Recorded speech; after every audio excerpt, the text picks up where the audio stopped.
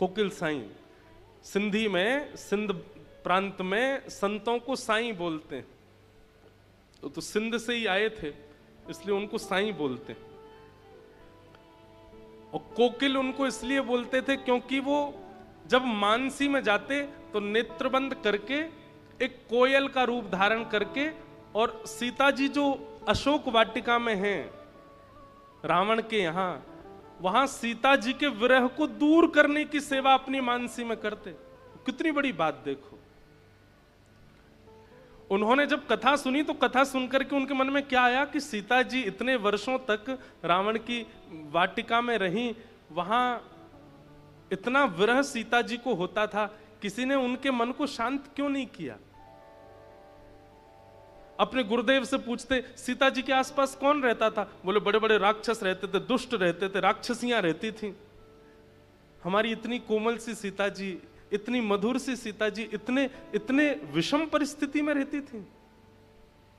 तब से उन्होंने मन बनाया, इसी कलिकाल में आज से 40-50 साल पहले वो नित्य नेत्र बंद करके मानसी बनाते अपने मन में, और एक लंका का निर्माण करते, उस लंका में जहां सीता जी वाटिका में बैठी उसका निर्माण करते, और स्वयं कोयल बन के जाते और जाकर के विरही सीता जी को खुश करने का प्रयास करते। राम जी की बाल लीला सुनाते, राम जी की मधुर एक लीला हमने भी सुनाई थी। एक बार कौशल्या मैया और यशोदा मैया के दोनों लाला अदला बदली हो गई। ये लीला कोकिल साईं सीता जी को सुना रहे हैं। कैसे? बोले एक बार नित्य साकेत धाम में कौशल्या मैया के मन में आई कि मैं नंद रानी यशोदा से मिलने जाऊं, और यशोदा मैया के मन में आई कि मैं कौशल्या से मिलने जाऊं। अब दोनों के लाला लाडले छोड़ते हैं नहीं एक दूसरे को। आज जैसे ही मैयाओं ने अपने अपने लाला का श्रृंगार किया, दोनों बिल्कुल एक जैसे लग रहे हैं, और तभी दोनों मैया निकली अपने अपने भवन से।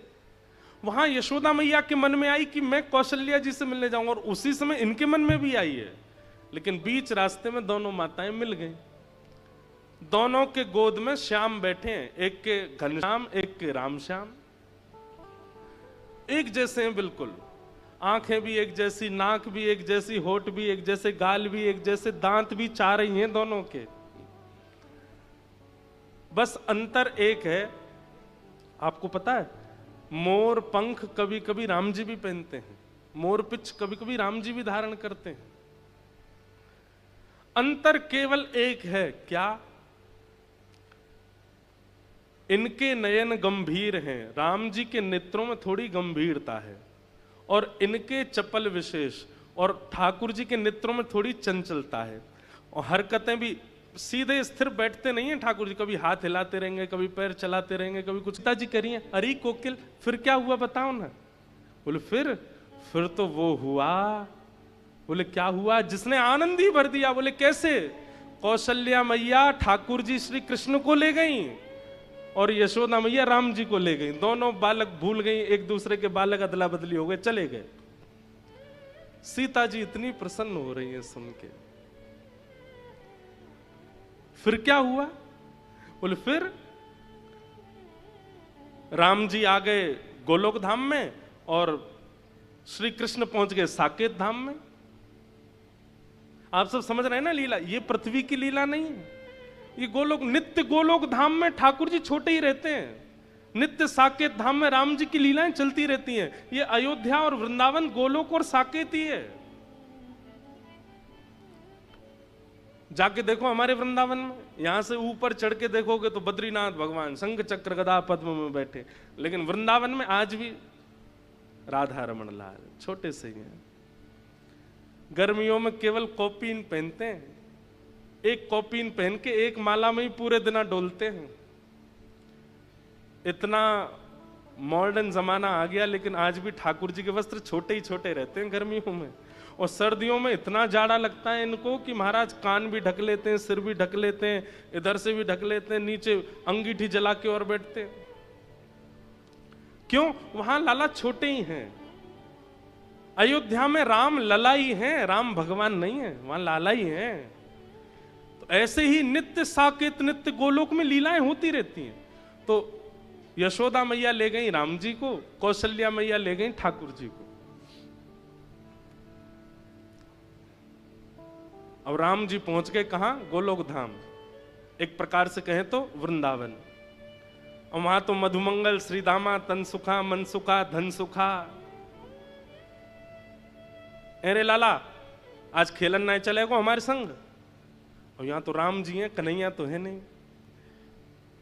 जी मित्रवर, आप सब आज्ञा करेंगे तो हम निश्चित आपके साथ चलेंगे। मन सुखा बोलो जी, कौन सी भाषा बोल लो लाला तू? ये शुद्ध हिंदी भाषा है। कौन सी भाषा लाला, ये कहां से सीखे आयो तू? मैया तेरो लाला बीमार है गो, मैया देख कहा बोल लो, हमें समझ में ही ना आया रही। और वहां साकेत पहुंच गए ठाकुर जी, और वहां राम जी के मित्र आए हैं सब। रघुकुल कमल दिवाकर दशरथ नंदन कौशल्या नंदन रामचंद्र भगवान को प्रणाम। ठाकुर जी बोले, हे मधुमंगल का बोल रहा इतकुआ मेरे पास? कहा इतना लंबो चौड़ो नाम कैसे बोल रहा है? अरे आज बड़ो सज धज के आओ, बड़े बढ़िया से लत्ता पहन के आओ, फट क्यों ना रहे तेरे लत्ता? यहां पे ला, पकड़ के सबरे लत्ता फाड़ दिए। वहां कृष्ण पहुंच गए। राम जी तो बड़े चिंतित हो गए, भैया ये कैसे लोग हैं, इन लोगों की भाषा कैसी है? ठाकुर जी को जबरदस्ती उठा के ले गए। अब वहां तो हमारे ब्रज में गाते हैं ना रसियाओं में, सात दिनन तक गिरिवर धार्यो, सात दिनन तक गिरिवर धार्यो, नाग कालिया पकड़ पछाड़ो, नाग कालिया पकड़ पछाड़ो, ऐसो वैभव वारो तो ये ब्रज में गारी खाए। हाँ ऐसो वैभव वारो तो ये ब्रज में गारी खाए। अरे हाँ ऐसो वैभव वारो तो ये ब्रज में गारी खाए। हाँ ऐसो वैभव वारो तो ये ब्रज में गारी खाए। चटक मटक सो ठाकुर तीनों लोकन में नाए। ऐसो चटक मटक सो ठाकुर तीनों लोकन में नाए। ओ देखो, अगर ये पद हमने ब्रज में गाया होता, एक भी बैठा नहीं होता। आप बैठे ही रहना, खड़े मत होना। नहीं अब मत खड़े होना। पर ये भूमि का अंतर है, ये वैराग्य की भूमि है। यहाँ सब वैरागी रहते हैं, यहाँ सब विरक्ति रहते हैं। लेकिन ब्रज में अगर एक पंक्ति इस पद की आ गई होती तो महाराज बस व्यास जी बैठे होते, बाकी सब नाच रहे होते। हो ऐसो ऐसो हो ऐसो चटक मटक सो ठाकुर तीनों लोकन में ना। हो ऐसो चटक मटक सो ठाकुर तीनों लोकन में। हो ऐसो चटक मटक सो ठाकुर तीनों लोकन में ना। हो ऐसो चटक मटक सो ठाकुर तीनों लोकन। वैसे मुझे केवल एक पंक्ति गा के कुछ प्रमाणित करना था। अब पूरा पद तो गाना नहीं, बैठ जाओ सब। बोलो वृंदावन बिहारी लाल। तो ये तो बड़े चंचल हैं। महाराज दशरथ जी ने बुलाया, राघव जल्दी आओ, भोजन का समय हो गया। गोद में बैठ करके प्रसाद पाने की आदत है ठाकुर जी की, लेकिन राम जी तो बगल में आसन पर बैठते हैं। छोटी चौकी पर छोटी थाली में भोजन आता है, बड़ी थाली में दशरथ जी पाते हैं, छोटी थाली में राम जी पाते हैं। ये तो बड़ी मर्यादा में रहते हैं, लेकिन हमारे ठाकुर जी तो गोद में चढ़ के पाते हैं।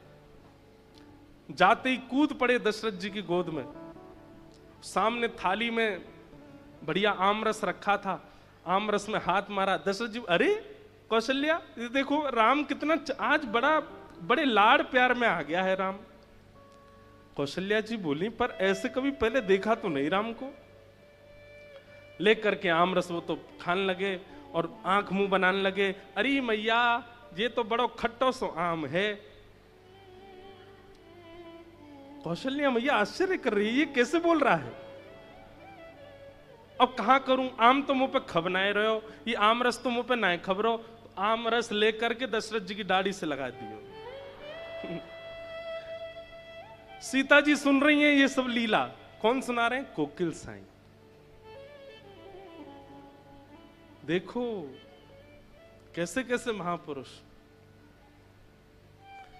उनको ये चिंता हो गई कि सीता जी का मन कैसे लगता होगा लंका में, तो मैं उन्हें लीला सुनाऊं, मैं उन्हें भाव सुनाऊं।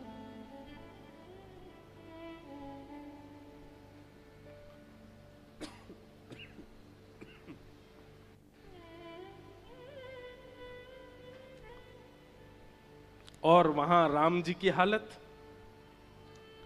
सब्र पकड़ के ले गए उनको जमुना जी पे। अरे लाला चल, आज हमारी घुड़सवारी करवे को मन है, रो तू घोड़ा बन जा। राम जी हाथ जोड़, जी प्रिय मित्र, मैं महाराज दशरथ से कहकर के घोड़ा मंगवाता हूं। मधुमंगल सीता बोली, लाला तेरी एक तो वाणी कचू है गयो है, हमें तो ने को उरास ना यारो।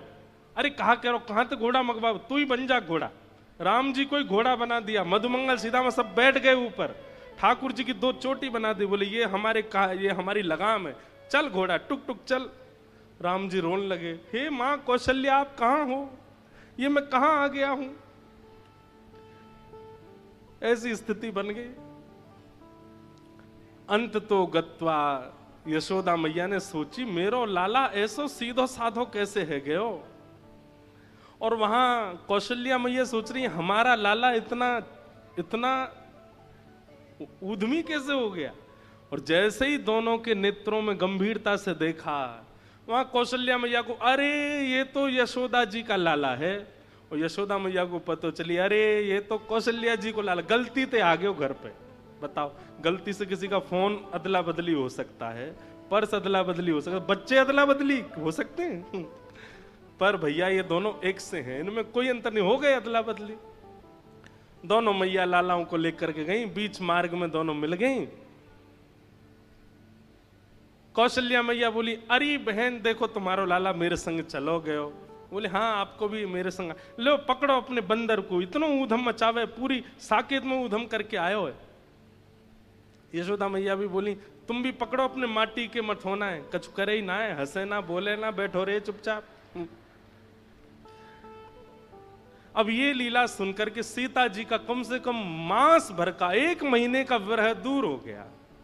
सीता जी इतनी प्रसन्न है। अब ये लीला त्रेता की नहीं है, इस कलिकाल में एक महापुरुष हुए जो नित्य अपनी मानसी में जाते हैं और सीता जी का विरह दूर करके, उनसे सुना नहीं गया, सहा नहीं गया कि सीता जी को विरह कैसे हो सकता है। तो ऐसे कोकिल साईं, उनका चरित्र स्वयं स्वामी शेखरानंद जी महाराज ने लिखा। कहते हैं 17 वर्ष तक एक दिन भी बिना नागा किए नेत्रों से आंसू गिरते रहते थे सीता जी के वियोग में, सिया जी के वियोग। उनको उनका वियोग दूर करके आते, कहते उनका वियोग अपने ऊपर लेके आ जाते और विरह में रहते। और वृंदावन में वास करते थे और आपका नियम था अपने ठाकुर जी का दर्शन किसी को नहीं करवाते थे, अपने सेवा के ठाकुर जी के दर्शन नहीं कराते थे। आप जैसे अगर चले गए उनके यहाँ, आपने कहा हम हरिद्वार से आए, आइए आओ बैठो बैठो, आज लाओ इनके लिए थाली लगाओ, रोटी पवाओ, दाल चावल पवाओ, कढ़ी पवाओ, ये पवाओ, गुलाब जामुन पवाओ, और कोई जरूरत आपको नहीं, आपके ठाकुर जी का दर्शन। अच्छा रुको रुको रुको, दक्षिणा दो, वस्त्र दो, आभूषण दो, जो चाहिए सब ले लो। और अंत में कहते ठाकुर जी का दर्शन नहीं कराएंगे। बोले आपने इतना सब कुछ क्यों दिया? बोले इसलिए दिया कि कुछ ठाकुर जी से मांगना नहीं, जो चाहिए मुझसे ले जाओ, हमारे ठाकुर जी से कुछ मत मांगना, उनको संकोच में मत डालना।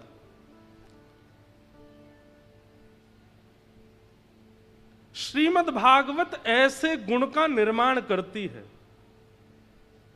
हमारी सोच, हमारी विचार, हमारी स्थिति अगर भक्ति में उसमें परिवर्तन नहीं आता है तो कथा सुनने का कोई लाभ नहीं है।